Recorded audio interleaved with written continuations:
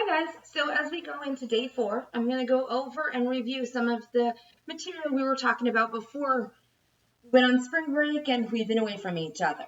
So in science, we were talking about seeds and spores. We were talking about the similarities and differences between the two. So up here, I've just kind of created a chart, a thinking map for us. So over here, I've got our flowering, and this is where we grew our own plants, and we put the seeds in, we watered them, because Mrs. Rucco forgot about that. And so here we had our seed. And so our seed, because it was flowering, it meant that it was either going to have a flower that was produced, or it was going to make a fruit, like the apple tree, the orange tree, any of those. Now you see I have cactus up here because remember, we did see pictures of the cactus. It does have the flower that blooms on there. Now in your reading for today, you're going to be talking about some non-flowering plants. Now some of you are probably looking going, whoa, you got seed here. I do. But notice that I have the word cone over here. So remember we were talking about the cone has the seed inside, but we needed one thing to open up that cone so the seed dispersed. Does anyone remember what it was? If you said heat, give yourself a pat on the back.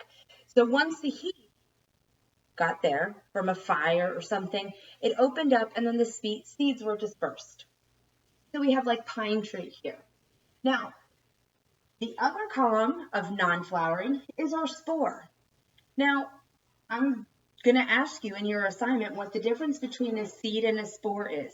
Now, your reading in your science book doesn't have a ton of stuff, and I'm just kind of referring to it right now. It kind of gives you a picture of how they reproduce. Remember, reproduce means to make more. But remember, the spore, they're light, they're tiny.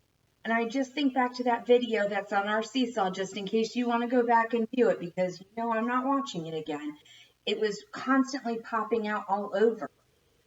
The difference between the seed and the spore, the seed has everything that tiny young plant needs in order to survive. So once it gets that water and it starts to germinate and grow, it has everything it needs until it's able to make its own food. Where the spore doesn't have that opportunity. It has to have the right conditions in order to grow into a new plant. Spores can be found on ferns, which is what I had brought in, and we were observing those with our hand lenses, and then also moss. So as you're going into today's reading, I want you to think about our flowering versus non-flowering. Flowering has either a flower or the fruit, where non-flowering is either going to be the cone or a spore. If you have any questions, please reach out to me on Microsoft Teams.